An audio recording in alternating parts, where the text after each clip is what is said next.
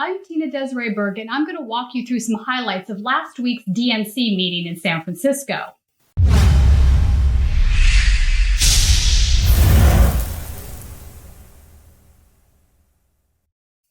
On Wednesday night, the Progressive Caucus of the California Democratic Party, in sponsorship with Our Revolution, Progressive Democrats of America, and Roots Action, held a climate change strategy meeting. Welcome, everyone. First things first, can you hear me in the back? Yeah. Hello. My name is Amr Shergill. I'm chair of the Progressive Caucus of the California Democratic Party. You're coming out tonight, the night before the DNC starts. You are troublemakers, so congratulations to all you all. True story, he knows it. So this is a strategy meeting, and it's a relatively sophisticated crowd. So that's why you're here. I know you're here for a reason, so I'm not going to spend time, at least I'm not going to, telling you about the Amazon being on fire or what carbon release is from the Arctic. I'm not going to talk about your record-breaking temperatures every July, every month throughout the world. Our primary purpose here today is to bring pressure on the DNC to hold a climate debate, a presidential climate debate that thus far they do not have an interest in holding. Now, we have two resolutions that we're looking at passing. If you saw the handouts when we came in, resolutions number 5, resolution number 7. Resolution number 7 to create a climate crisis council, that is Dietrich. I think that creates an opportunity for us so we don't have to come together ad hoc every time like this when we need to put climate on the upper echelon, right, the front page of the issues that the DNC wants to address. Second is, by Ms. Podlodowski, is resolution number 5 for a climate debate. And when it comes to the climate debate, I want to thank, first of all, our DNC members who are out here up front.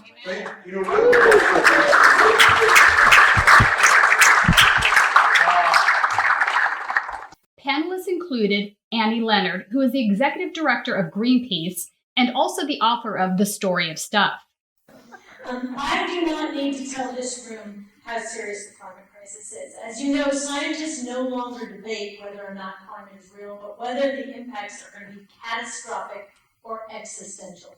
Those are the two choices that we're down to now. This is the biggest challenge that humanity has ever faced.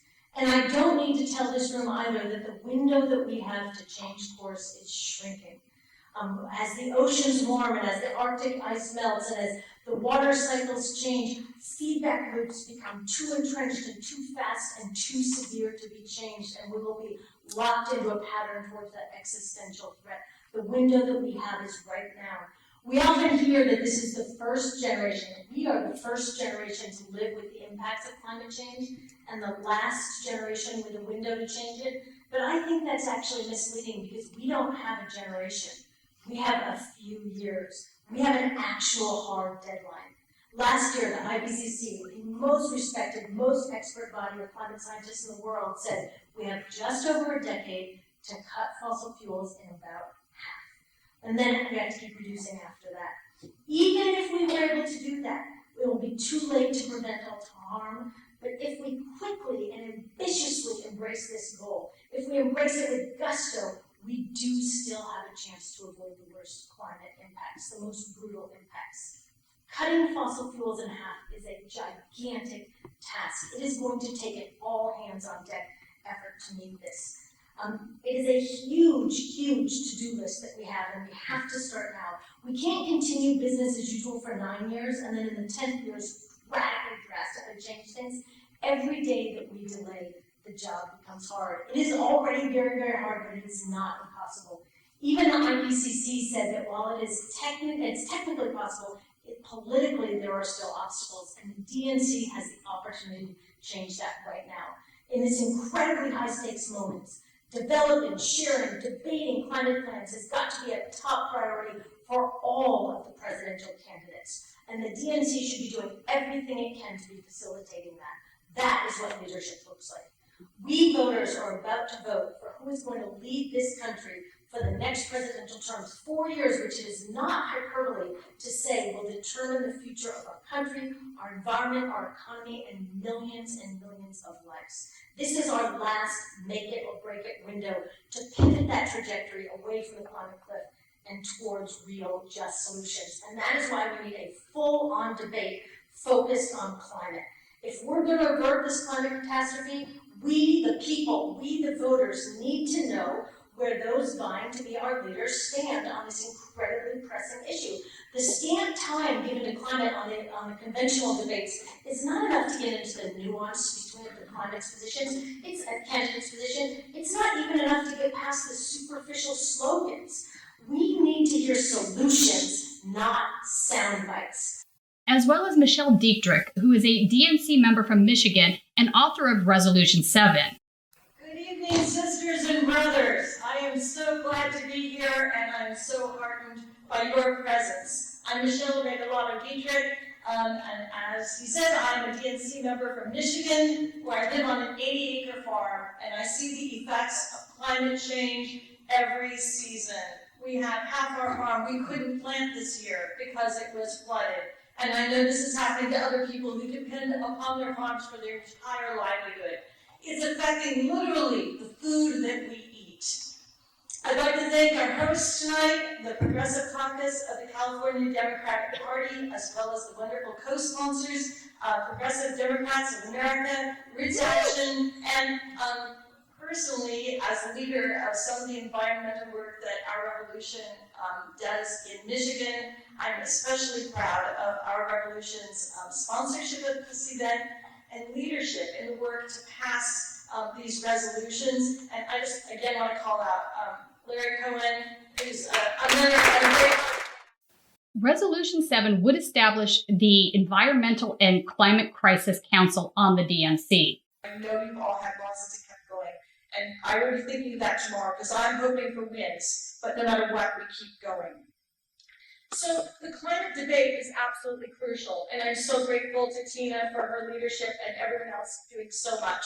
And having put together a resolution to create an environmental and climate crisis council, I have some idea of the work involved, which is, like the iceberg, a lot more than it shows.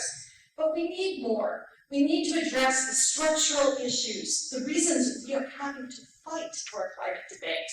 We need, going forward, to ensure that the National Democratic Party and the DNC give the climate crisis the heightened priority that it needs every day, every minute.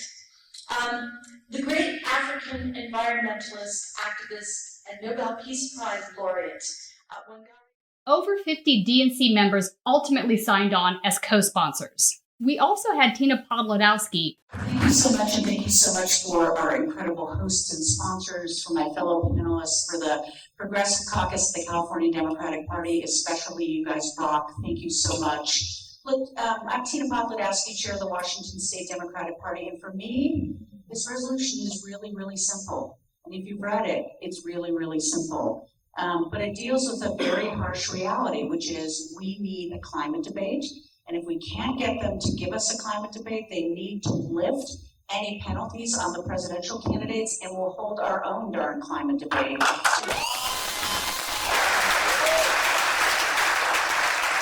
To make sure that these issues are well discussed with our electorate. Look, it's simple, but it's also really pragmatic. And I'm going to speak as a state party chair who wants to win elections, who wants to beat Donald Trump, who wants to train and mobilize a whole new generation of electoral activists, not just for 2020, but for every election year to come. If you take a look at the number one issue, it doesn't matter if you're a Democrat, a Republican, or an independent, the number one issue for voters between the ages of 18 to 35, it is climate. We do ourselves a disservice as the Democratic Party to not talk about it and not talk about the intersectional issues of climate. It is not a one-issue debate in any way, shape, or form. Climate is about the economy.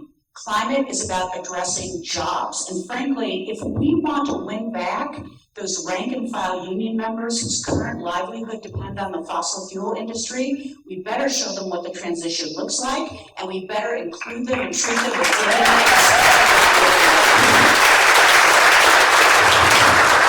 If we're serious about talking about racial equity and racial equality, well, you've heard all the health disparity issues that this is a part of. We need to make sure that we are walking the talk when it comes to inclusion in this country and making sure every single child, no matter who they are, has an opportunity to thrive. That's so incredibly important. We also need to look at this from a national security issue. I mean, it makes me laugh when Trump's own national security advisor is saying that climate is the #1 issue facing us as a country, not Greenland and any threats we may get from Greenland or Denmark. But climate, for heaven's sakes, we have to be listening. But finally, this is about us. It's about survival. It's about survival of our planet. It's about survival of us as a species. And it's about making the choice as to what kind of areas we want to live in, what kind of planet we want to live on, what kind of responsible action we want to take as Democrats to make sure that our planet is safe now and for many, many generations to come. Resolution 5 would allow a Democratic presidential debate on climate change. I think that people are hungry to hear Democrats talk about their ideas, their plans, their projects, the things that differentiate us from Republicans in this process. They don't want 1-minute sound bites. They don't want people arguing with each other. They want to hear how we are going to impact their lives on a daily basis. And I believe as Democrats we can do that. I believe that we can set the future to do this work to make sure that we're talking to everyone. Again, it's not a single issue debate. Environmental justice and climate justice, we have to be focusing on these issues in 2020. Each and every one of our candidates deserves the opportunity to talk about their plans and their issues, but collectively, you look at the group of candidates that we have at the presidential level, we have some great and smart people. You know, if you're not going to be president, maybe you're a VP, maybe you're Secretary of Energy, maybe you're something like that. Why can't we, as Democrats, put together a terrific team of rivals that looks at this issue and says, this is the generation that's going to solve it. We have to solve it for all the generations to come.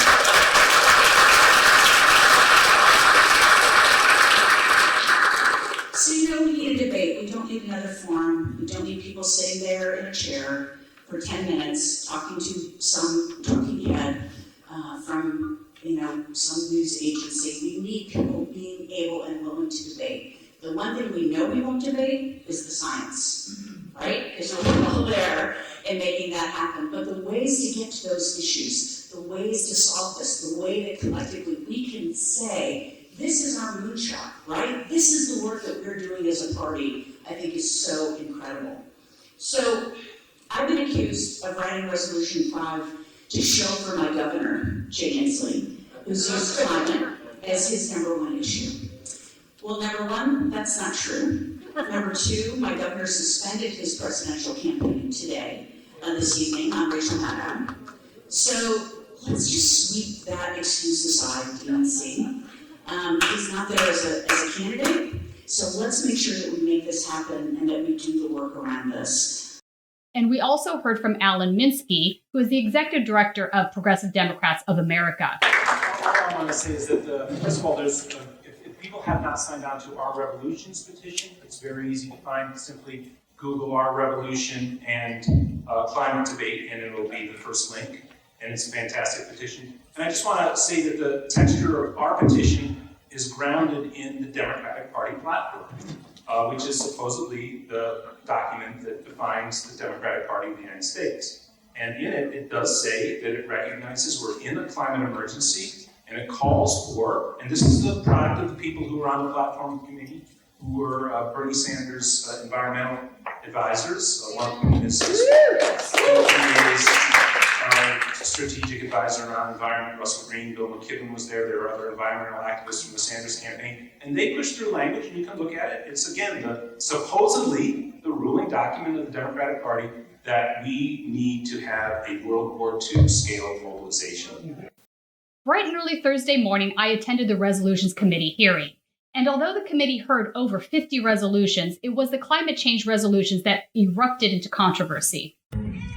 So under 10 separate issue discussion, you would have, I'm just making it up, 10 45-minute separate discussion where you have in-depth discussion with single candidates. So let's make it 10 times 45-minute discussion with separate candidates, right? Under your proposal, are you suggesting one debate with 10 candidates? Not debate. One debate, one discussion with 10 candidates. So it would be one 45-minute or one 2-hour discussion, 1 hour with these candidates. So you would actually limit the overall discussion of climate change, but it would be with all of them together? I think if I understand, Jim, what you're saying, and correct me if I'm wrong, that you're saying that when one candidate is... The sunrise movement's outside and the DNC's not letting them in the room.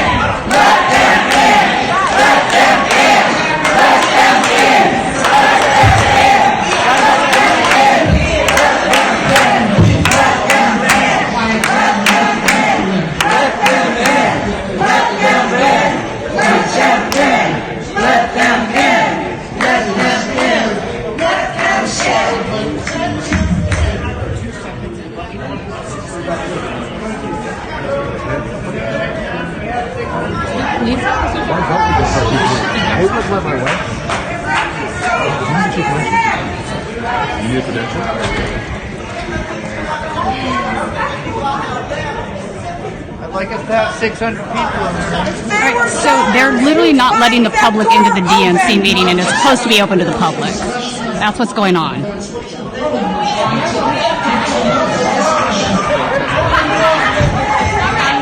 they opened the door? They said that they were going to open the doors for everybody. Have they opened the door? Hold on.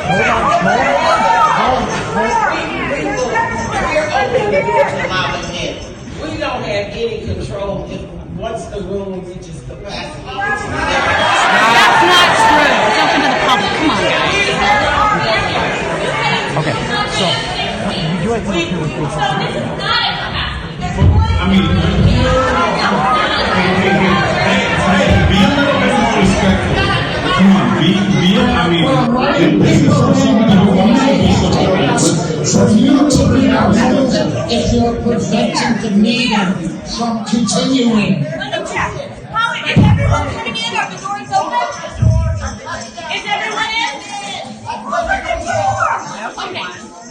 I'm going to go back to what we were discussing. What Jim is, I'm going to have to ask you to be removed if you are trying to stop the meeting. Are you a member of the committee?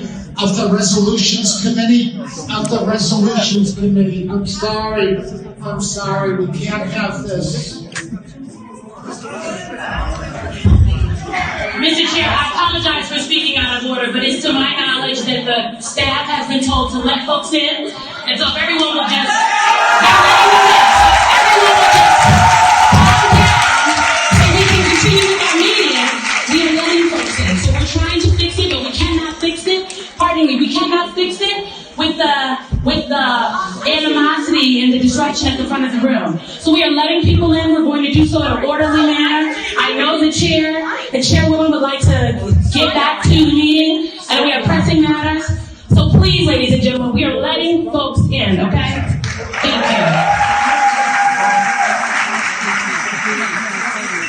I know. That's none of the rules. The rules of the DNC. Thank you, everybody.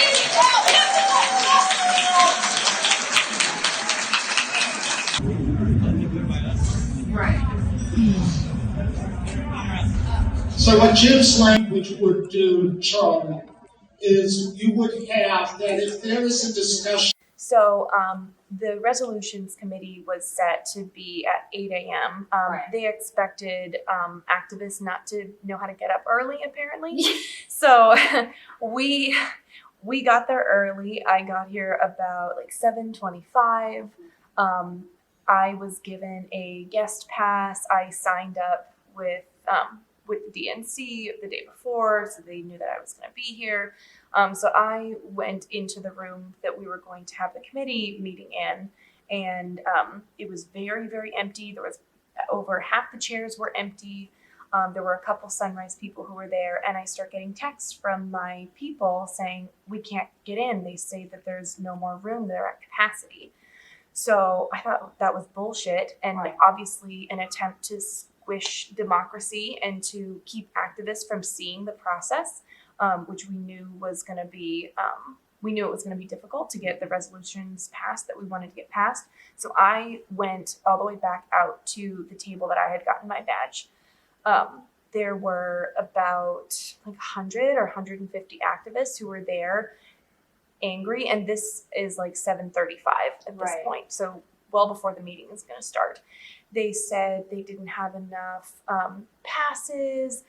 They, more people came than they were expecting. So we start shouting. We start saying things like, we're all registered. We already got registered. And then they pulled out some, head of something to try to pacify us. And she was like, we just don't have enough space. And so I start shouting, like, I've just been in the room. There's plenty of chairs. Hundreds of people can fit in there. What you're doing is undemocratic. This meeting should be open to the public. And so it became clear they were not going to give us the passes. So then we looked around and I said, okay, guys, well, they can't stop us all. Let's go.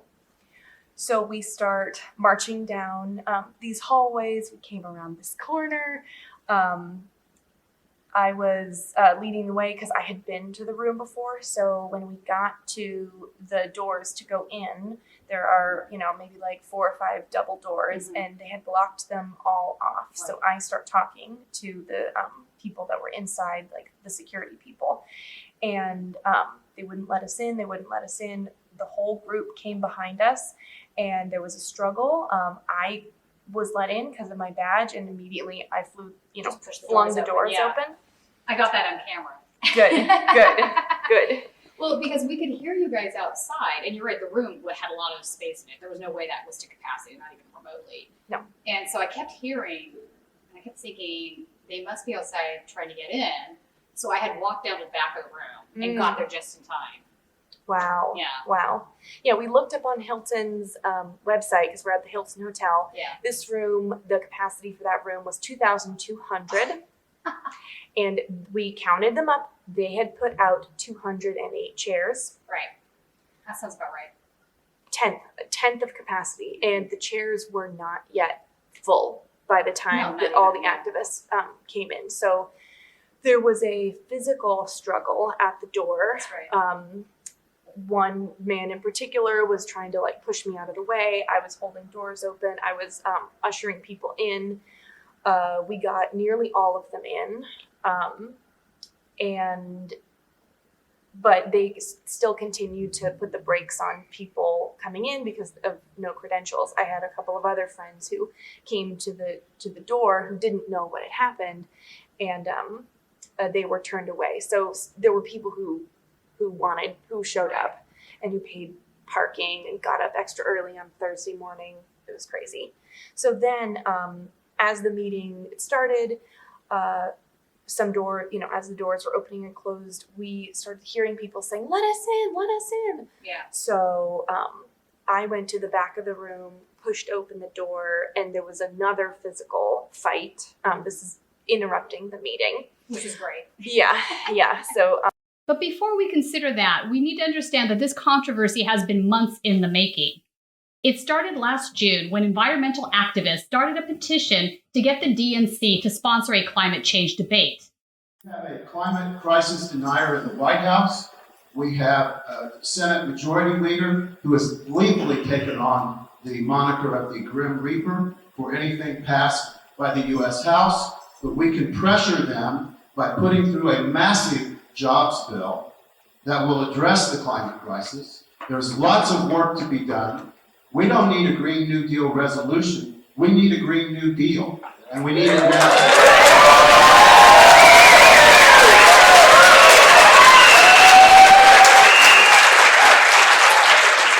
While we wait to vote President Trump and the Grim Reaper out of office next year, we can act at the state level.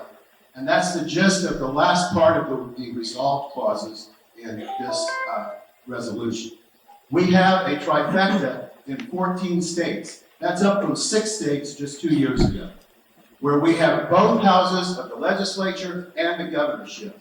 We can enact the Green New Deal in those 14 states right now.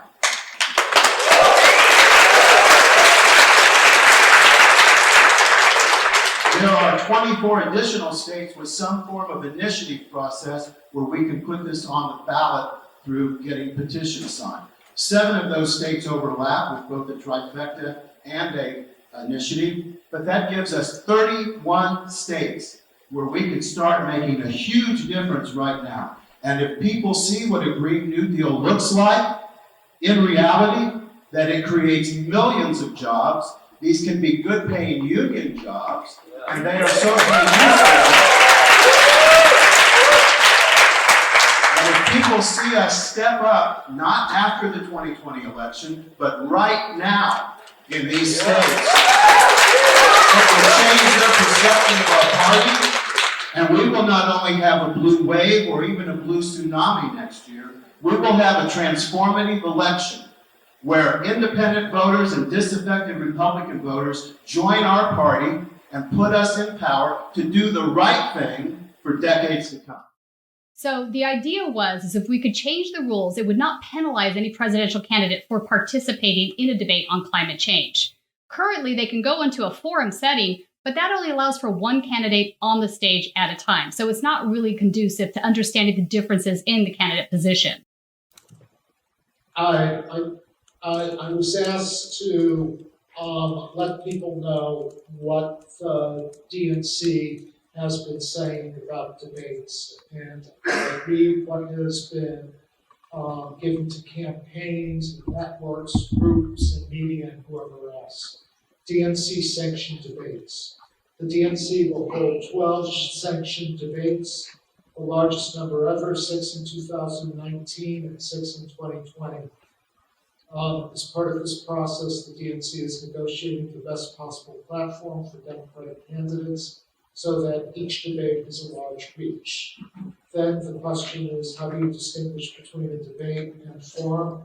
An event is considered a debate if two or more Democratic presidential candidates appear simultaneously on stage and answer questions. An event is considered a forum if only one Democratic presidential candidate appears on stage at a time to answer questions. Jim, please. What do you mean by saying with the candidates appearing on the same stage? I'm saying, Stuart, that there's no mandate. We are encouraging multi-party or multi-candidate discussions on specific issues as the best venue for in-depth conversation. That is not a mandate. That is not imposing a requirement on candidates or on the party. It is simply stating that what our preference is, what we're encouraging, is a multi-candidate discussion of these critical issues. I have to say that the interpretation creates a much different, much more onerous, and I think negative interpretation of what this resolution is. This is an encouragement, like many of our resolutions are, and therefore I simply urge passage of a multi-candidate discussion. No other resolve that needs to be changed because the resolves actually speak to the same whereas. So I would encourage what we're asking for here, what I'm asking for here, is anything other than a conversation where candidates civilly engage in discussion with one another on a critical issue, pointing out differences, pointing out common areas of agreement, and coming to an understanding. It is very different than Senator, you've gone over the time, Senator, and then shutting him down or shutting her down to the next one. That is a very different and I think less helpful format for coming to an understanding of where candidates are and what the best path for the nation is. So a multi-candidate discussion, I think, would be edifying. Yeah. I think it would be helpful. Yeah. I think it would be encouraging voters to see the seriousness with which our candidates approach critical issues. And that is not something we've had an opportunity to see in the debates structured today. Throughout the morning, Dr. Jim Zogby continued to be a strong advocate for the environmentalists. Would not want to leave here with a sense that we either wasted time or exhausted too much time as it was that we exercised real democracy. Thank you, Jim. But that's not what I'm saying. I know. I understand. So I can tell you, when I took over as chair of the Resolutions Committee, we were an hour. And it was boom, boom, boom, boom, boom, boom, boom. And I opposed that. And so we got an hour and a half because I wanted people to talk. I felt that people who wrote resolutions and came to meetings ought to have a chance to participate. This was a truly exciting and open discussion on some critical issues. And while some folks left because they lost, I don't think they should feel that they lost. I think that they should feel that they actually engaged in really important debate. And we are going to be stronger for the debate. So I hope that in whatever changes or provisions you come up with, it in no way inhibits the opportunity of DNC members to write resolutions and submit them. And for those of us who are on the committee, if we are on the committee the next time, to engage in that discussion, and for our constituents to also participate. During the debate, several of the Resolutions Committee members presented arguments that were rather weak. Democratic delegation, a state that in the last 20 years has lost tens of, lost a majority of our Democratic legislators, where we took care of our rural communities. And while I certainly agree that the discussion of climate change is important, and the passion that's in this room is important, and we need to continue to listen to it, my vote in opposition to this resolution is not because I disagree with you on the importance of the issue. It's because in communities like mine, where many of you have not been to. The people that I am trying to bring on board within the Democratic Party and to support our democratic values have similar priorities, they just don't know it. As an agriculture state, as an energy exporting state, we depend on these good jobs, and we are transitioning to renewable energies and are trying to do what we can as a super minority party. I appreciate that many of you come from places where you can be surrounded by people who share these values. Many of us are still doing the work in a lot of different communities to bring more people on board with our values. It's a longer struggle to get there. We will get there. But my opposition to this is not because of my disagreement to the importance of climate change. It's in agreement with much of what's been said about how we prioritize the important, different conversations that need to be had. And as someone who represents rural America, the middle of the country, where many folks, think mix up states and don't understand what our great quality of life has there, we want to have a discussion about rural America. And I think when we get into this tit for tat and whatnot, of which priority we're going to discuss solely on in a debate, creates challenges because that creates the winners and losers. And so I think we need to continue moving forward with trying to fix the debate format so it's not 1-minute snippets, that we can have in-depth conversation on a variety of issues. A debate format that isn't dictated by corporations and the media, who is determining how much ad space they can sell, but more so about how do we engage an audience of people both within our ecosystem and those outside. And so, again, my opposition is not against the passion or the desire to have a discussion on climate change. It's that this can't be the only discussion we have. And we prioritize the limited amount of time our candidates have. Thank you. Simone Sanders, who is the chairman of Joe Biden's campaign, was one of the biggest naysayers. There were a number of forums hosted. Planned Parenthood hosted a forum where 20 candidates showed up. There was a forum specifically about Black women. A number of candidates showed up. There is a forum that Latino Victory Fund is hosting in the coming weeks and months, I believe, where a number of candidates are slated to show up with the slant on Puerto Rico. We are fundamentally, this resolution right now would fundamentally change the game in terms of what has previously been communicated to not only campaigns, but networks, but other, as I like to call them, factions of the Democratic Party. And I fundamentally believe that climate change is an existential threat, just as much of a threat, if not more of a threat than Donald Trump. But I do think we have to think about the other folks that communicated they wanted a debate, that were told a debate is 2 or more people, and so you may not have a debate, but you can in fact have a forum. She even described the resolution as dangerous territory. And we support forums, but I think this is dangerous territory in the middle. It was almost as if the Democratic Party wanted us to believe that they couldn't care about multiple issues at the same time. This is the process that got us where we are, but I'm not sure answering the fact that there wasn't a clear process then. The answer to that is coming up with a system that doesn't have a clear process now, which gets me back to the question, when those gun control people come to me, or the healthcare people come to me, or the people who care about women's issues, or the people who care about civil rights or voting rights, when they come to me and say, they got a debate, what do we have to do to get a debate?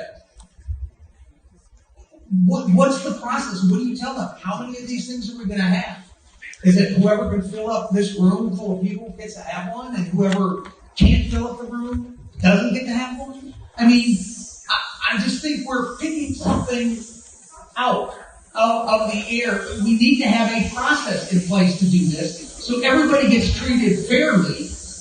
And I understand there's some people that aren't for fairness here, but I am. Oh, you've got to be kidding me.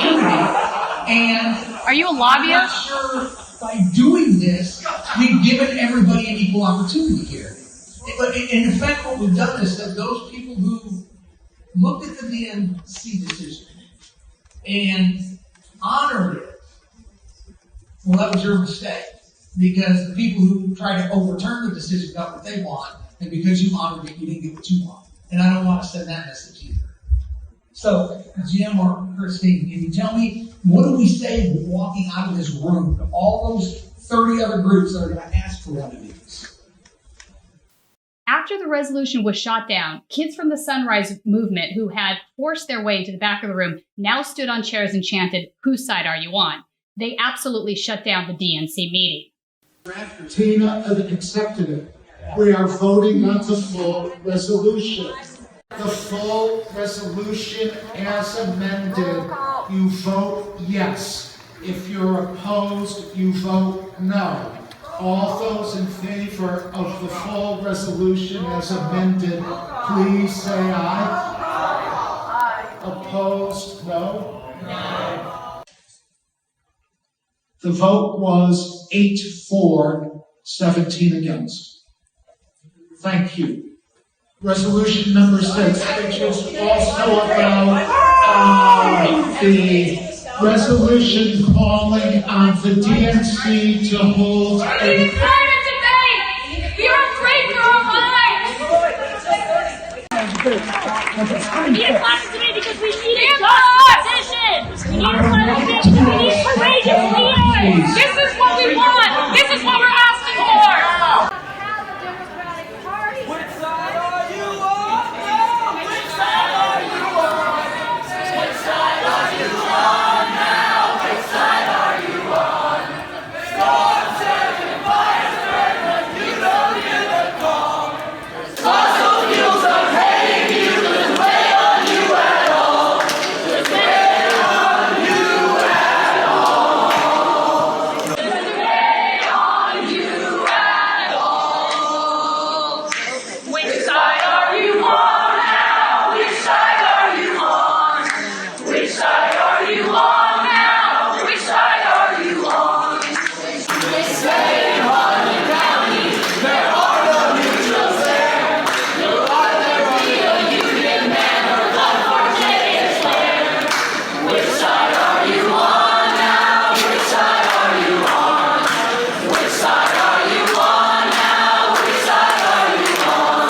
Storm surging, fires burn, but you don't hear the call. 'Cause fossil fuels are paying you, there's way on you at all.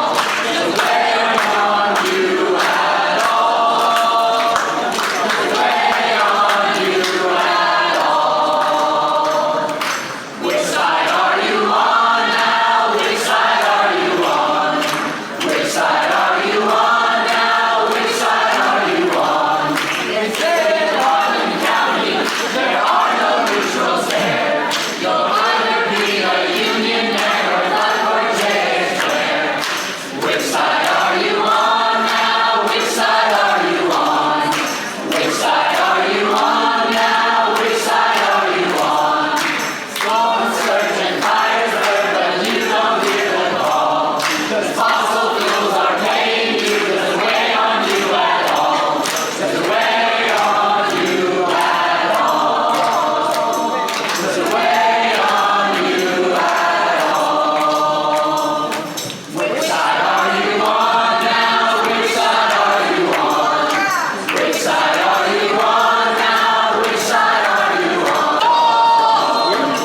There's way on you at all.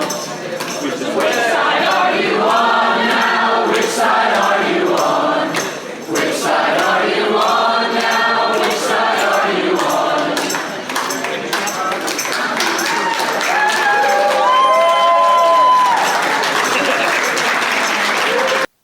I spoke with Tommy Alexander, who is one of the young activists with the Sunrise Movement. He had this to say. Spokesman. Wait, you wanted to tell me about you just shut down the DNC meeting. I think really the one person fighting in there for you was Dr. Zogby. How do you feel about how that went just now? I think you kind of knew going in that it was probably going to be defeated, but you guys put up a good fight and it was amazing to watch that. Thank you. So you're going to take it to the floor for a vote on Saturday, right? That's our hope. How do you feel about that? I think I can speak for all of us in saying that we're disappointed that Resolution 5 didn't pass. We were really hoping that the DNC Resolutions Committee would take strong action to encode a climate debate into the party policy. So, yeah, I would say we're disappointed that it didn't pass, but we're hopeful. There were several committee members who came out and spoke with us and explicitly showed their support with us and shared their intention to take it to a full floor vote on Saturday. So our hope is that this isn't over. There are people that care. We're all on the same page, and I hope we can come together around a climate debate. And specifically, I was a little bit surprised to hear some of these folks bringing up multiple other issues as if we can't care about climate change and these other issues. It's as if caring about these other issues means they can't act on climate change. And I think that's a very disingenuous argument. They were bringing up Trump. They were bringing voters, things like this.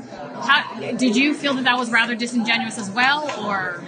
I can see where they're coming from. I mean, climate change is an incredibly intersectional issue. It affects all demographics in America and everywhere else. It affects our infrastructure. It affects our healthcare. It affects gun violence. It's been linked to higher rates of violence, hot weather. Yeah, absolutely. So that's what I'm saying. So, and I agree with you on that. So why would they say these other issues make it impossible for them to have a climate change debate? That's what I wasn't following the logic on that. Well, it seems that they're trying to bring together their constituency, and they're trying to really. And if their constituency is so, because some of these folks are lobbyists, so that's the big cash cow elephant in the middle of the room, right?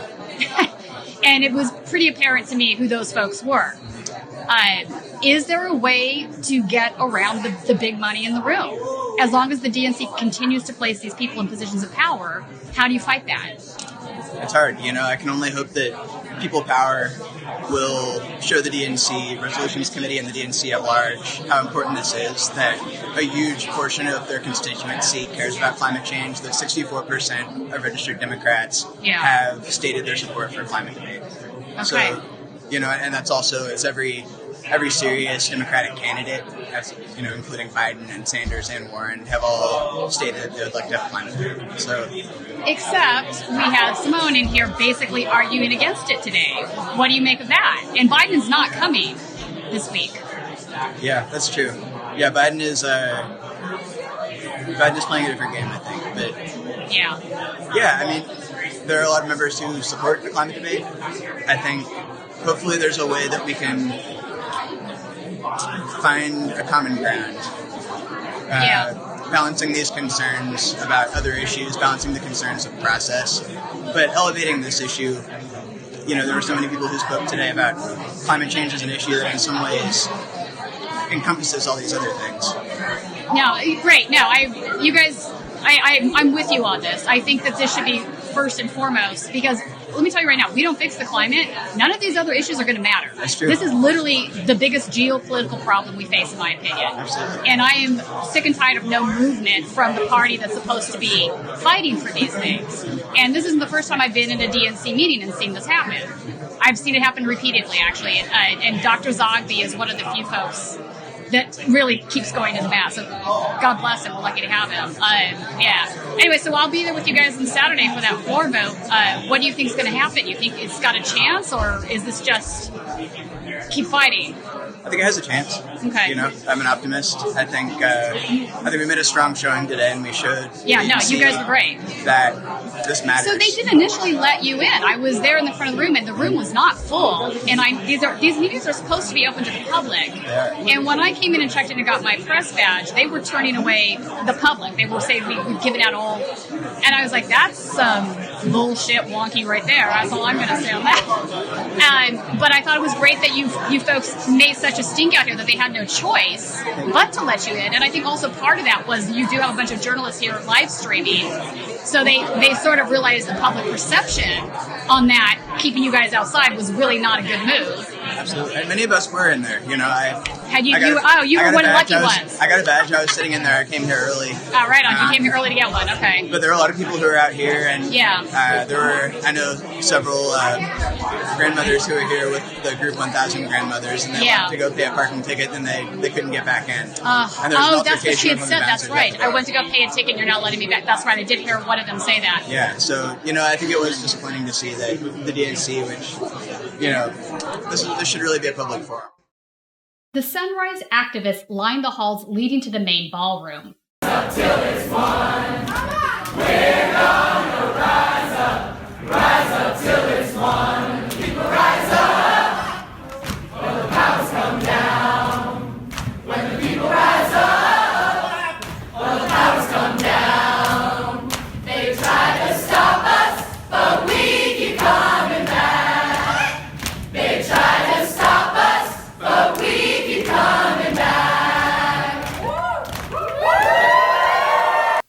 They chanted, they sang, and eventually we heard from many spokespeople for campaigns and presidential candidates themselves.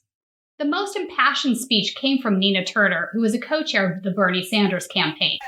All right, so Senator Turner is here from the Sanders campaign. Yeah. Wow. I just want to thank Sunrise for all that you're doing to stand up when some adults just don't get it. It boggles my mind why the DNC wouldn't pass what you were asking for, but that's okay because there are many of us, not just for me as a representative of Senator Bernie Sanders' campaign, but as a member of the DNC, I believe we need to have a climate forum. So we're going to continue to push. We're going to continue to fight like hell and push people where they need to go. Thank you for standing up for the future right now and future generations yet unborn, and the young will lead them. And we're going to kick ass all the way, too, doing the leading, right? So,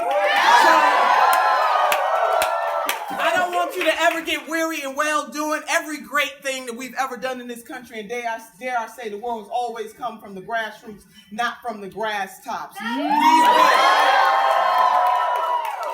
To quote one of my favorite people of history, and I have many, so I'll just try to stick with one or two, but one comes to mind, and that's President Nelson Mandela. And he once said that it always seems impossible until it is done. And we're going to do it. We're going to do this. So do not get weary and well doing. Do not get distracted. Continue to push. When history is written, they're going to write about those who stood up. You see, titles are good, but purpose is better. And we need more purpose-driven people in this world, not folks who are just caught up with fancy titles, but people who are going to do something when they get in the room. You are purpose-driven. As you all know, Senator Sanders put out a plan, one of the most aggressive Green Deal, protect Mother Earth plans of any presidential candidate. Thank you so much for supporting that plan. Thank you for being a part of the creation of it. So we gonna do this. Are we gonna do this? We will not turn around. The last person I want to quote who's been on my soul is Congresswoman Barbara Jordan. She said these words: what the people want is very simple. They want an America as good as its promise. And not only are you fighting for an America as good as its promise, you are fighting for a world that is good as its promise. Because climate chaos does not only affect us here in the United States of America, it affects our brothers and sisters all over the world. So this movement, and young folks and seasoned folks, I want you to know that your mission is so high, you can't get over. And your mission is so low, you can't get under. And your mission is so wide, you can't get around. We're going to continue to stand boldly and push until climate justice is won. Thank you, Sunrise.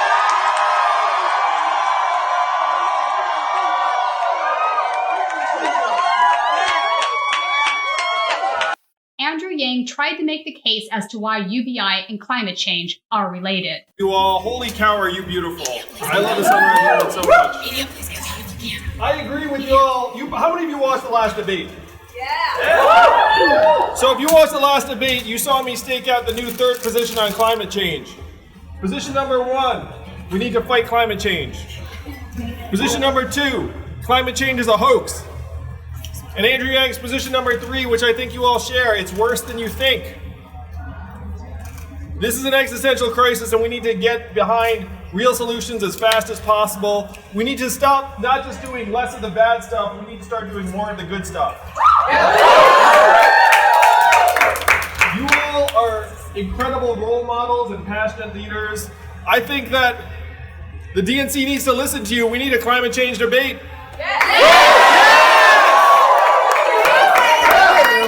And I will be thrilled to show up to that debate and make the case, the fact that climate change is the greatest threat facing our society right now. We need to do something about it. And I know you see me as the universal basic income god. That's a good thing. That's good too. And I want to make a very quick case to you all that these issues are linked. Because right now, you're all here taking your time and energy to try and lead the rest of the country in the right direction. So the question is, why is it so hard?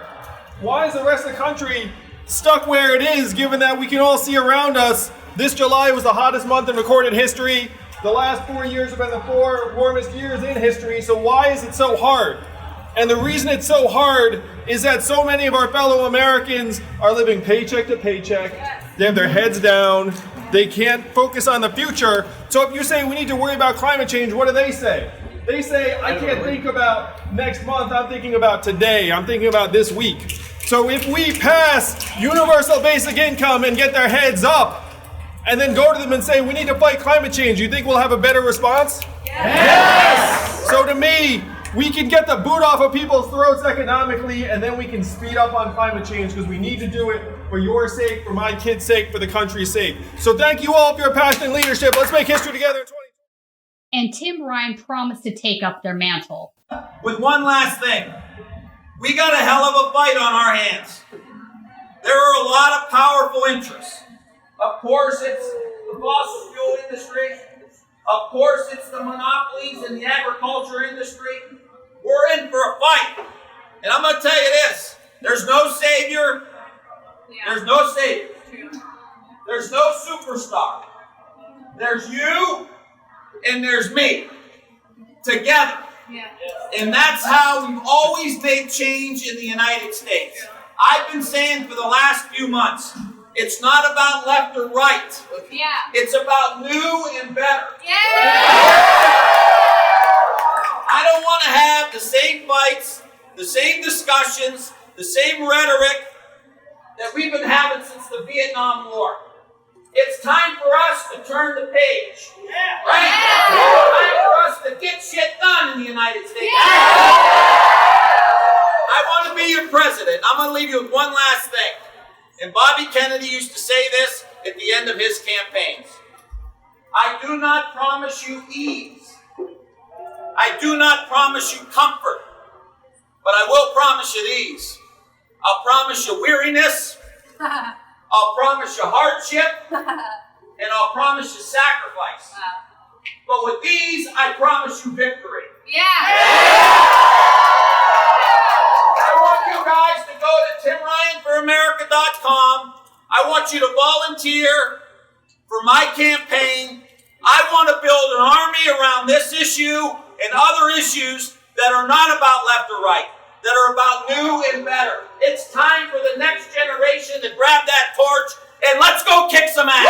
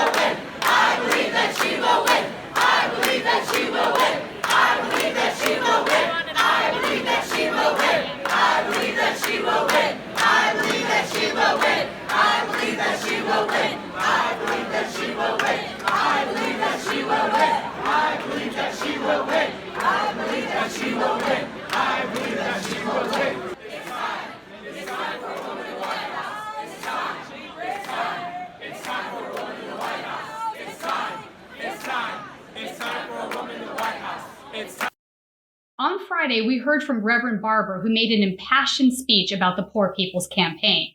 Here are some of the highlights. Of grassroots organizers who have committed to this building power, changing the moral narrative in our public life, and when necessary, engaging in nonviolent direct action and registering people for the movement who will vote. I come representing tens of thousands who are calling for a televised debate in the primary and in the general election on 5 interlocking injustices and areas of political violence together: systemic racism, systemic poverty, ecological devastation, the war economy, and the false moral narrative of religious nationalism. We are not just an inspirational campaign with rhetoric to inspire.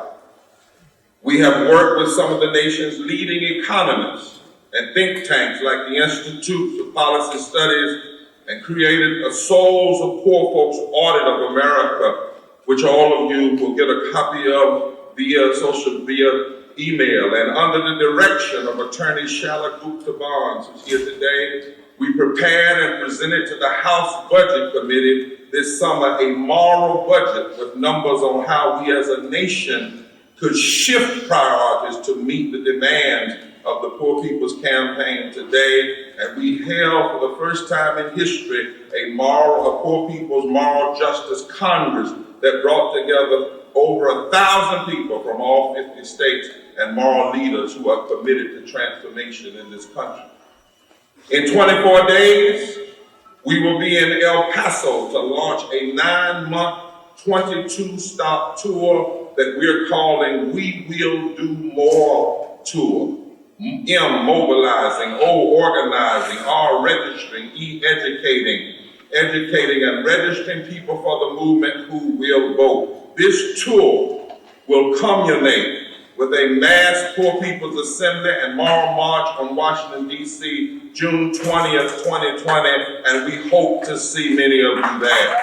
Agenda. Richard Spencer said that the war against immigrants was the first proxy war of white supremacy in America. Nixon's Southern strategy said if you focus on who hates who, you could build a coalition of white people in the South, the suburbs, and the Sun Belt that would last 50 years.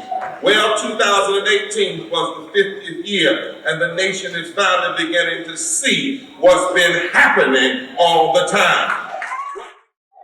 Dr. King said that the Bourbon class has always sown division between white, black, and brown people in this country to keep them from forming fusion coalitions that can change the electorate.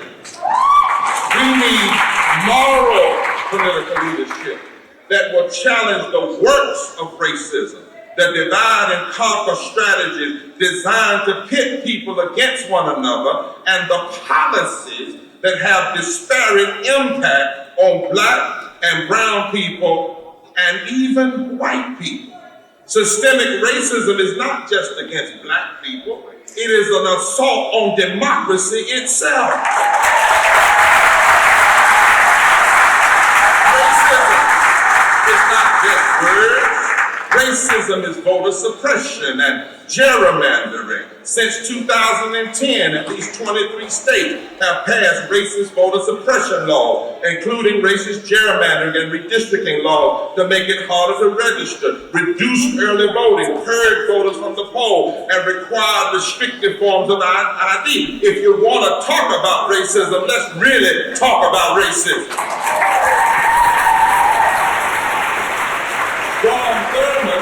Filibustered the 1957 Civil Rights Act for 24 hours, and we called him a racist. Mitch McConnell has blocked restoration of the Voting Rights Act for 6 years and 1 month and 29 days, over 2,000 days. If Strom Thurmond was a racist for blocking the Civil Rights Act for 24 hours.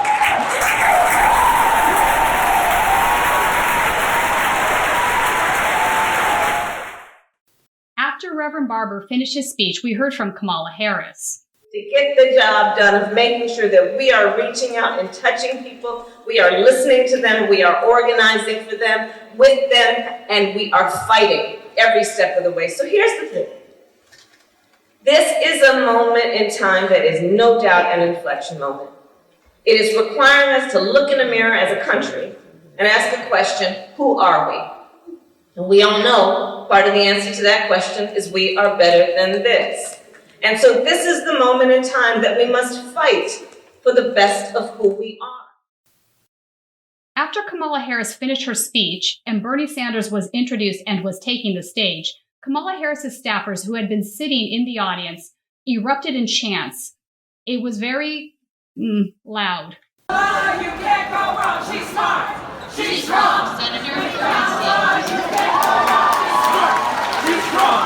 With Kamala, you can't go wrong. She's smart. She's strong. After they left the room, they continued to chant outside in the hall.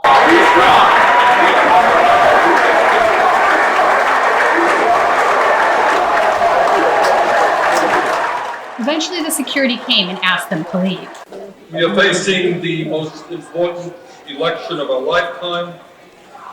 It is an election to defeat the most dangerous president in American history, but also to confront unprecedented existential crises that threaten our very survival.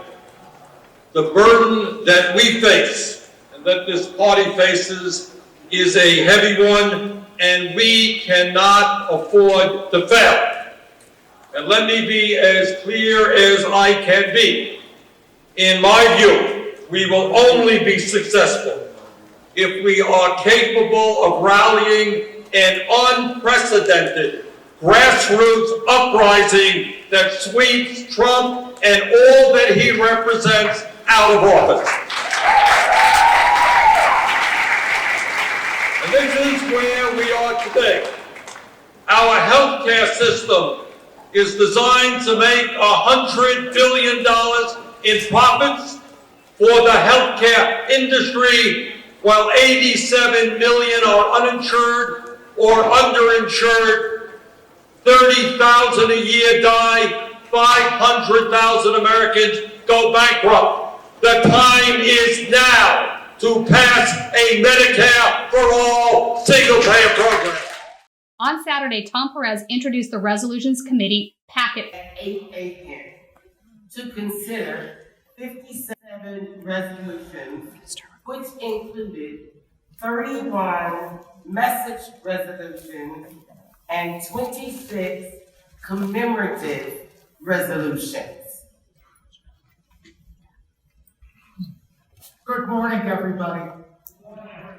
I'm Stuart Applebaum, and in a world that has gone wrong in so many ways, I am proud to be a Democrat.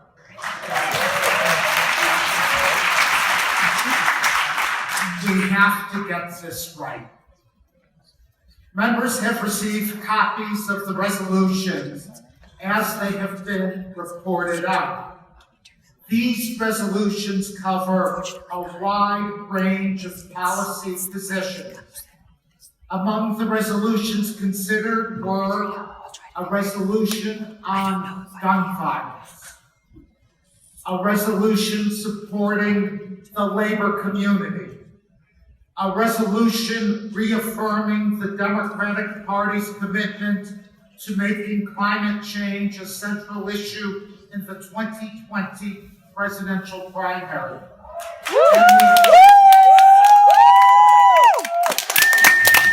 And we also considered resolutions honoring the lives of some pretty amazing Democrats who have passed away. In addition to the resolutions considered by the Resolutions Committee, the Executive Committee adopted a resolution honoring the life of former Louisiana Governor Kathleen Blanco, who passed away last week.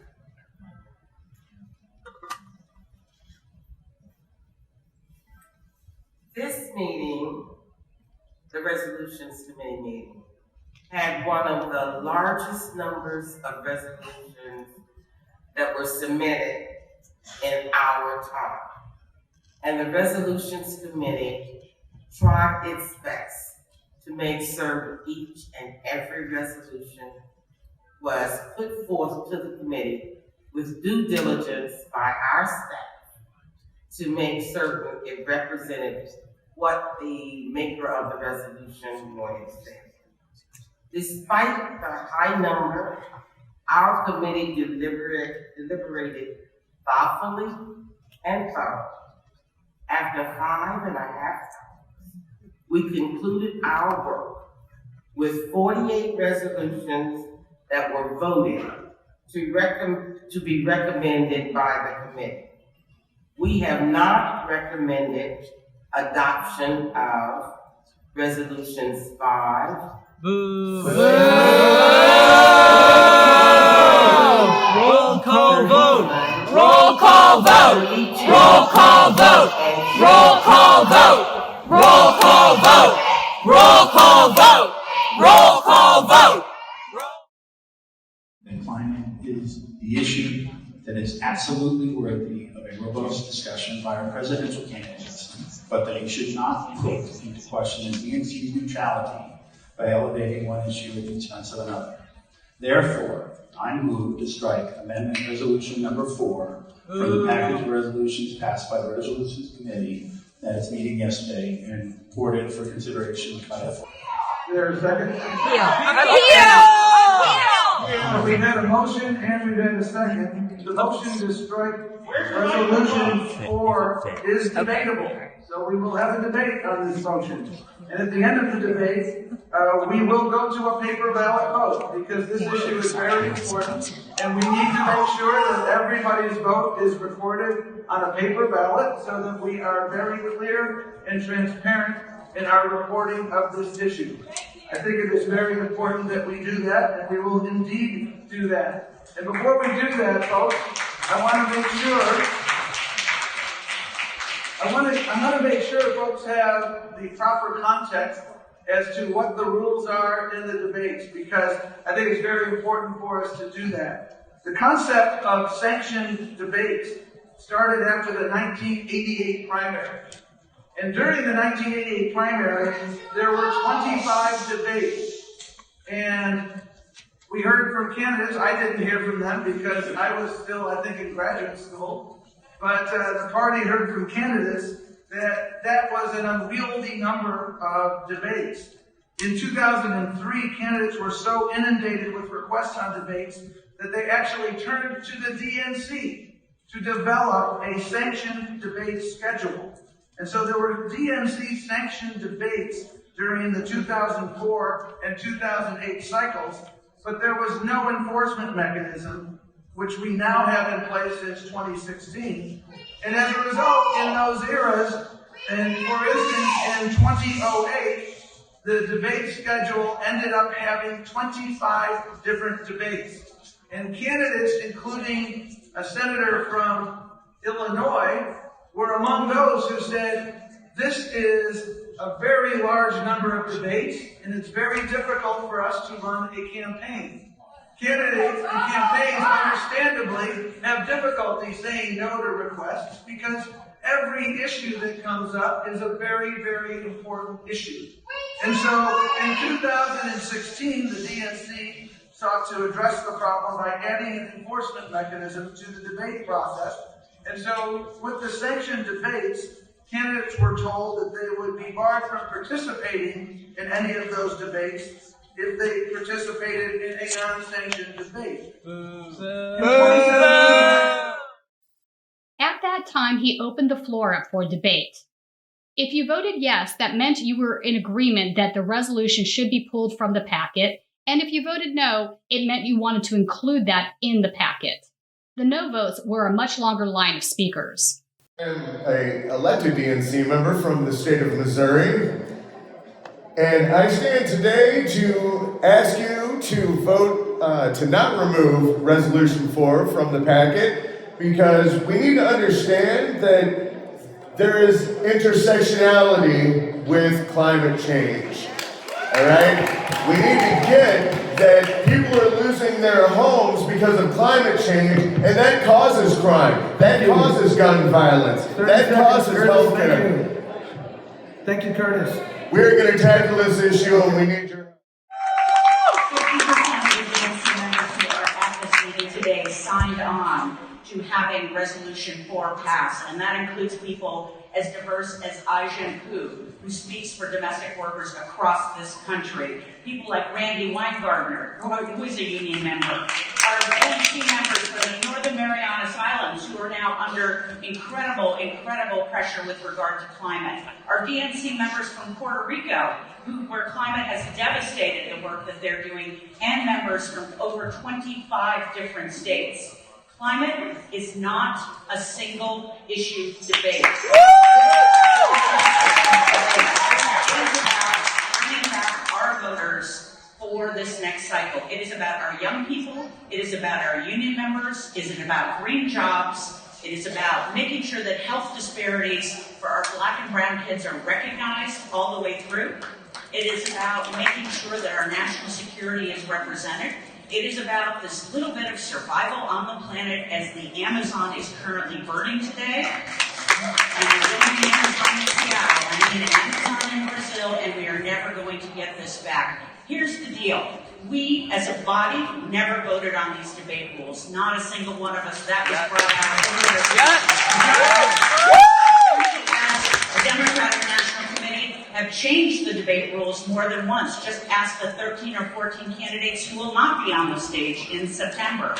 We, as a Democratic National Committee, do not have to stand here today, and decide how we will move this forward in terms of how this could work for a debate or a conversation. What we are asking for is to make sure that there is no penalty if candidates want to sit down and have a conversation about climate. Let's go back to 16. Let's look at our vulnerability. Let's not create and start a battle between our candidates at this stage. Let's not change the rules midstream. Mr. Chair, Casey Hansen, new member from Progressive, Oregon, with the DNC. I never had my email box blow up so much as it did after a couple months ago about the climate change, climate crisis. I am by nature an LGBT activist. Our work isn't done there either. Our work's not done on any of these issues. But when we do not address this climate crisis, we're not going to have to worry about the rest of the world. We have talked about so much about climate change. I agree. We do have an issue there, but we also have an issue with other things such as rural. And so many of our small towns do not even have a hospital, and you have to go 60 miles to have a baby, and there is no broadband, and you cannot call for an emergency. But I honestly feel very strongly that we already have 12 debates, and I support striking this motion. Thank you. Thank you. Jerry Shepard, Colorado. We can walk and chew gum at the same time. I've walked. Thank you. However, Tom Perez took it upon himself to tell the DNC membership that he would be voting yes. When he announced this, the audience erupted into chants of failure of leadership. In the process, are we listening? Please vote to keep Resolution 4 as amended. People were deeply disappointed when Resolution 5 went down. Right. Amendment 4 as amended is a reasonable compromise. Martin, you have 30 seconds. And the question is whether we're listening. Mr. Chair, my name is Pete Lee, Vice Chair from Oregon. As a Korean American in a state that's not very racially diverse, my otherness is a source of my struggle, and my struggle is why I went and knocked on doors in rural Oregon last year. I believe that with this issue, we can bring folks from labor, racial minority groups, environmental groups, and communities of faith together and have a strong issue to unify as we fight for these other things. Thank you, Mr. Chair. A yes on this motion would strike the resolution number 4 from the report. A no on this motion would leave it in. So we have cleared the auditorium, correct? So please pass the ballot. If you have a proxy, please pull out your proxy so staff can give you a ballot for that proxy as well.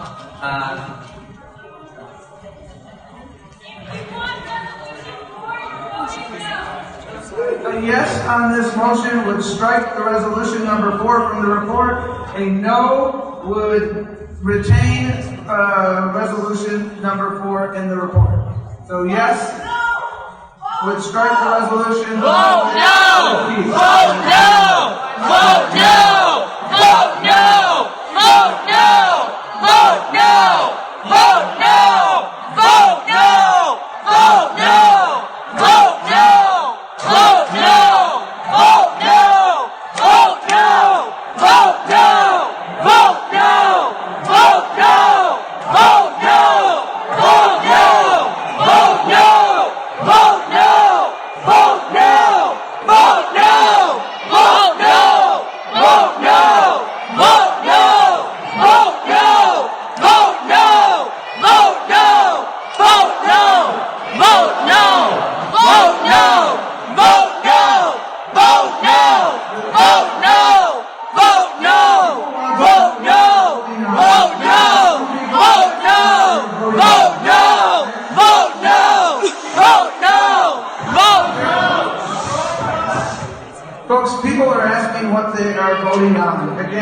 a vote yes would strike the resolution number 4 from the report, what would that mean? That would mean we would continue to have the debate process, which will absolutely continue to include discussion of climate. We will continue to encourage forums, such as the ones at CNN and the one at MSNBC, etc. And we will continue the rules that were outlined and explained to the candidates earlier this year. Weak sauce. A change in those rules. A no vote would make the change in the rule and have the allowance for the additional climate-only debate. That's the difference between the two. As I said before, we established these rules. We have a commitment to neutrality. We have a commitment to making sure we're being transparent. And that is why I intend to vote yes on the motion.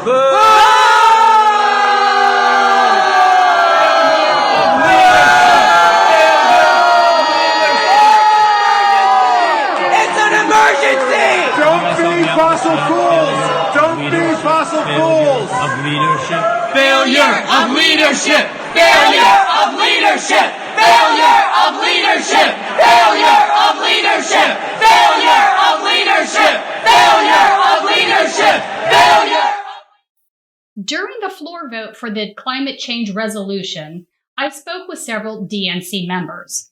Curtis Wild from Missouri had this to say.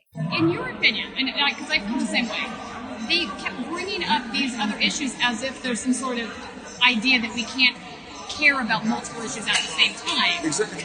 I don't understand why they thought that's an argument against this. Especially when climate change is impacting and causing a lot of the other issues that we're seeing.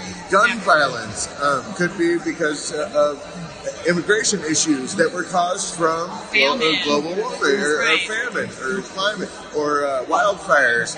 And the fact is, all of these things are important, and everybody knows that. Everybody in the Democratic Party agrees with that or should agree with that. They're extremely important to the point where I would call them an existential threat as well. Right. But if we don't have a planet, none of it makes any difference. None of it matters. If the planet's on fire, all the special interest groups in the world, all the policies that you care about go away. They go away. All of a sudden we're in a water world or we're in a Mad Max dystopian future. Right now is when we need to, if we're going to put our finger on the scale of anything, it is trying to get the debate out there, trying to get change to be made on climate change. And you're from Kansas, right? I'm from Missouri. Oh, Missouri, yeah. Curtis Wild from Missouri. I'll get a plug in there. Yeah, there you go. So now, what I also was kind of taken aback by was, I think Christine Pelosi's point during the resolutions committee hearing was that we should be doing this about multiple issues, and why can't we do that? Why can't we? But they shut that conversation down, so now they're talking out of both sides of their mouth. Yeah, and this is supposedly the supreme governing body of the Democratic Party. Right. And we can't evolve. We can't evolve. We can't evolve ourselves, our own rules. Why can't we be fluid? When I guarantee you, the other I think Jim Zogby was making that point that morning in the as well. Yeah, like we are the DNC, why can't we make can change them, right? But who the hell decided it? Who was the DNC who decided it? Nobody here decided it. We never had a discussion at the DNC meeting about how we would decide it. Are we props to be managed, or are we the deciding body of the party? And so I don't understand why there's so much pushback just to allow them to talk about this. I don't get it either. Yeah, so where's there that should be no controversy. I'd like to know. I'm trying to get to the bottom of it. I mean, perhaps maybe oil companies that buy A advertisements. lot of them are lobbyists that are saying no to this. I know that. But I'm also being told, and I think Jim made a really good point on this when I talked to him, is a lot of it's not necessarily only the lobbyists per se, and it may not even be the biggest part of it.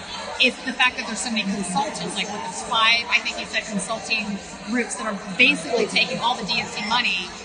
Well, to shift gears, and yes, there's definitely things, financial reasons going on, you know what I mean? Yeah. But look at something like labor. I heard the labor question on the other side.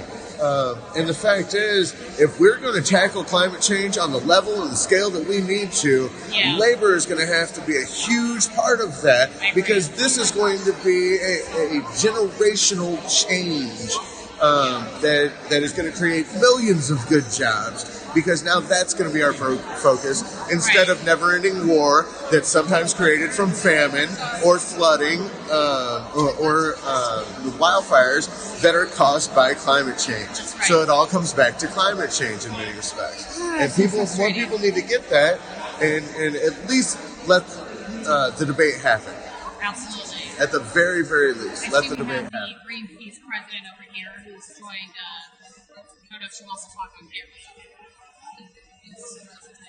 So, Michelle? Yeah. Oh, I bet she wouldn't have a problem talking about him. We're going to find out. And there's Alan Minsky. The chair of the new Environmental Council? Well, once we approve Resolution 7, then right now it's provisional.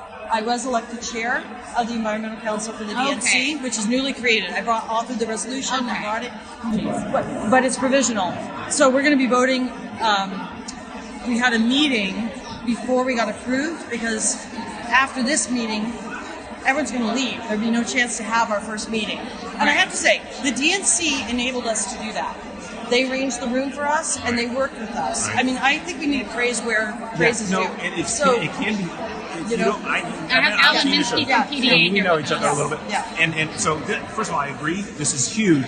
But It is there is huge. the risk of, like what happened in the House with AOC pushing for a committee and it being stacked with people who take oil money, and the same thing happened here. How are we going to be able to support you in having that not happen? So everyone already did. The thing about DNC councils is that they're made up of DNC members and non-DNC members. Right. And we had so many environmentalists there. We elected a great team.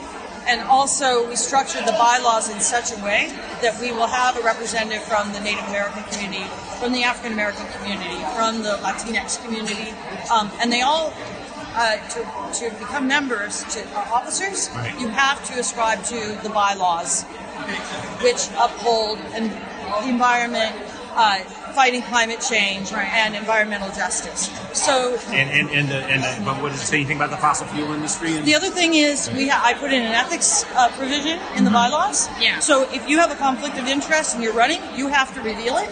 And before any vote that would involve anything like that, you would have to refrain from the discussion if there's a conflict of interest. That and refrain from is voting. an important factor, I think.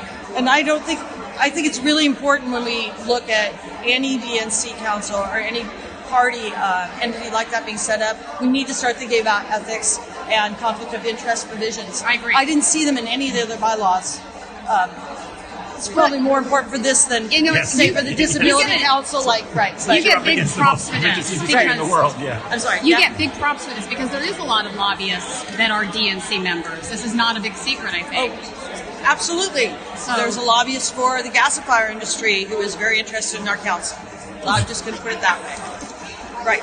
So, how much does that frustrate you? Because it seems to me that we have a really clear Democratic Party platform on these issues, and yet this stuff still goes on, and it's not cohesive with the platform.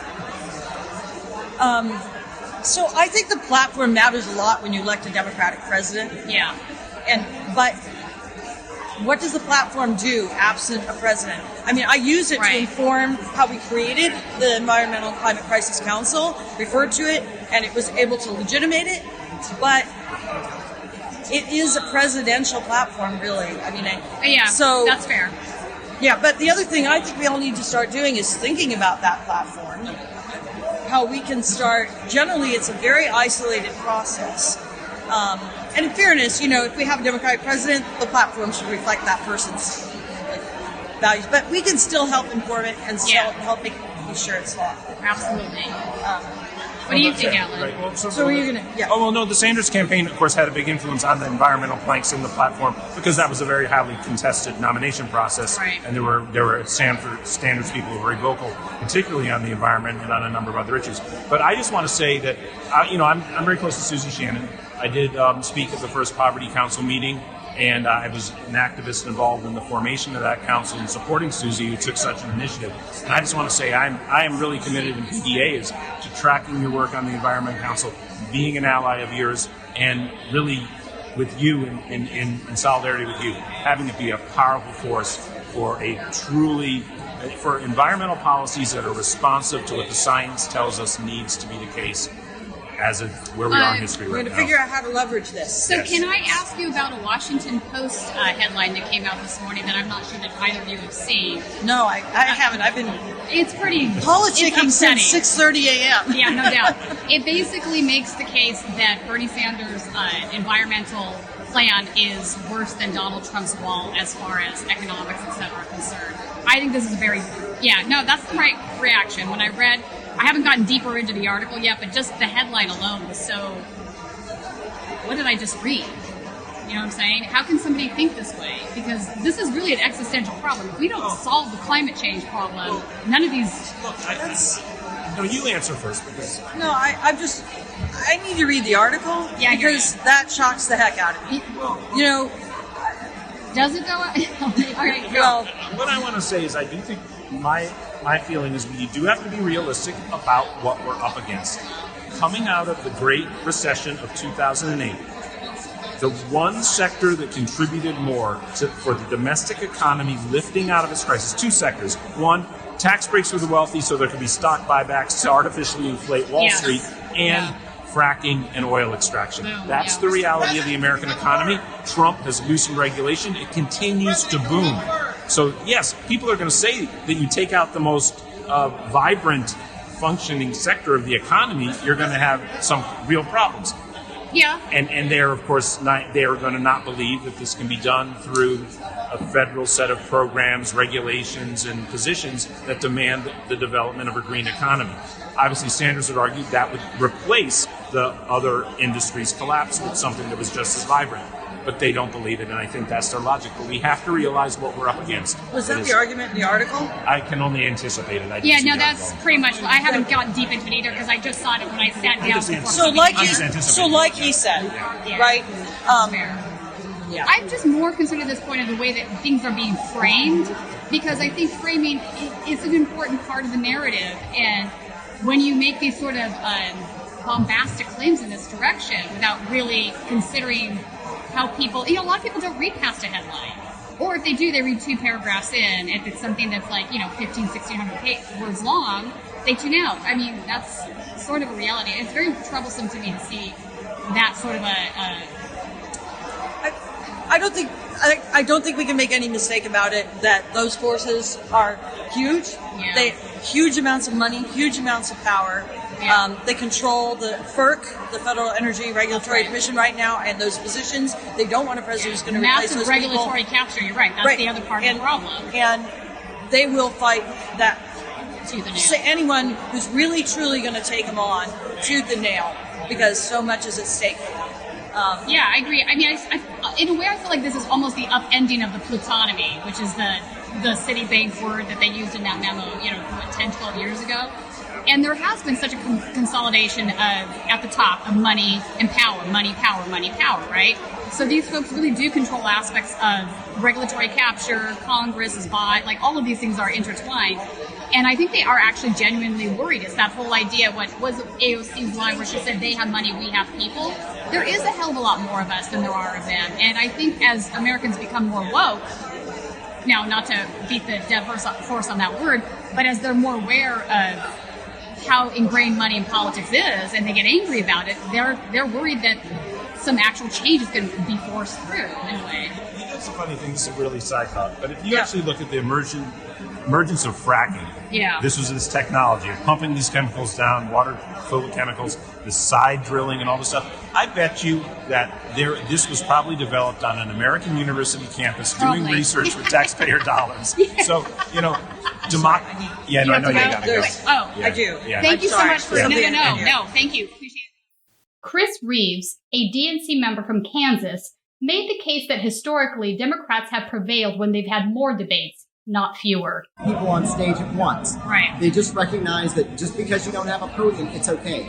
We're going to have 12, and we're going to have closed forums, and you want to crow about it. If we want to win, what's wrong with The having whole Tony? world is watching. And The whole world is watching. The argument that, well, it's too much time to prep. Look, the voter deserves to know that. Because if you're not prepared to speak on climate change right now, you probably shouldn't get a vote. A lot of voters won't vote for you in our primary, and that's okay. I agree. And I think to your point, when Democrats debate the issues, because they are stronger on actually debating issues, we win elections. For them to do this is really not How much time are we going to give Trump to go unchecked where he's anti-environment stuff? Let's fill the airwaves as much as we can. Keep reminding people of the truth. We shouldn't be scared. I agree. And so the other point I want to bring up, which I think is the large elephant in the room, a lot of these folks that are against this are lobbyists. Lobbyists in the DNC leadership. And not very many people have brought that up. Do you think that is part of the issue of striking this down? I don't think it's so much that. I think it's one where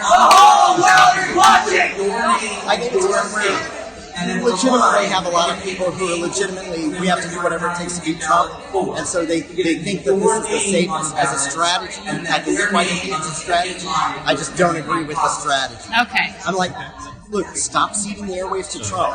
I don't care if we hold an infinite number of debates. Yeah, Let's I don't debate either. every freaking week. I agree. And the argument of they need to go door to door, I've worked presidential campaigns. No, exactly. Find me any presidential campaign that goes door to That's what door. those canvassing volunteers That's somebody are for, who's running for their state house or city 100%. government, whatever. Or Congress. Or Congress. Yeah, Shahid is running for Congress. But it's not how it works running for president. And giving them free airtime to talk about an existential issue.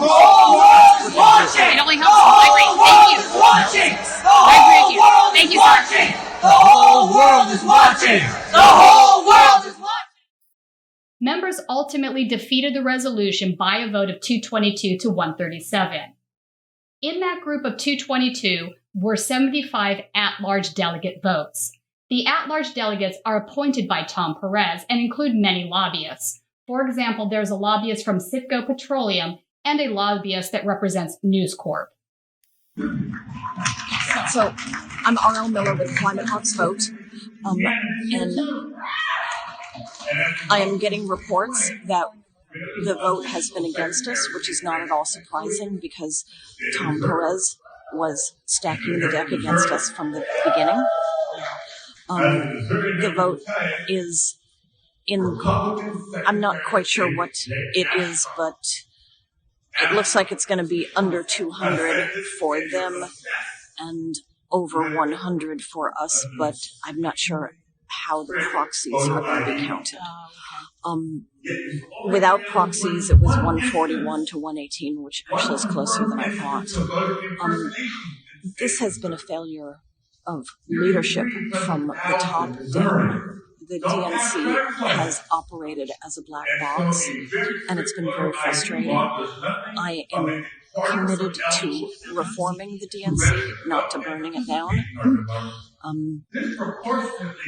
And so I will be I have announced my candidacy for DNC in California. Excellent. So you're re-election next year. Oh, yeah. And I think the people of Missouri deserve better. So, all right, so you're going to hear, folks, we do not provoke this, but we have to keep fighting. You're right. You're right. We have to keep fighting. We have to, the Democrats thing is wrong. If we walk away, we lose entirely. They've won this battle. We will win this war. I'm a Woolsey Fire survivor, and this is literal. You're Woolsey Fires? Oh, yes. So you're in the LA area? Yes. I had flames within 500 feet of my home. This is personal. No, it is personal. Thank you for letting us know. There were 137 no votes opposed to striking resolution number 4, 222 to 137. Therefore, the motion to strike is adopted, and we're back on the main motion of the consideration of the amended resolution report.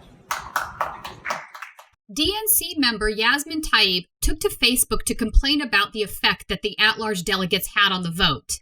She said, prior to proxy votes being counted, the vote was 141 to 118 in opposition to a climate forum. There were 100 proxy votes, many of whom simply instructed that their vote be in support of the chair. Did these DNC members even know what they were voting for, or simply supporting the chair in everything he does. The final vote count was 222 to 137 in opposition to a multi-candidate discussion on the climate crisis. Thanks for joining me on Real Progressives. You can follow me on Twitter, Facebook, and Instagram, or subscribe to my podcast at iHeartRadio, Google Play, and Apple Podcasts.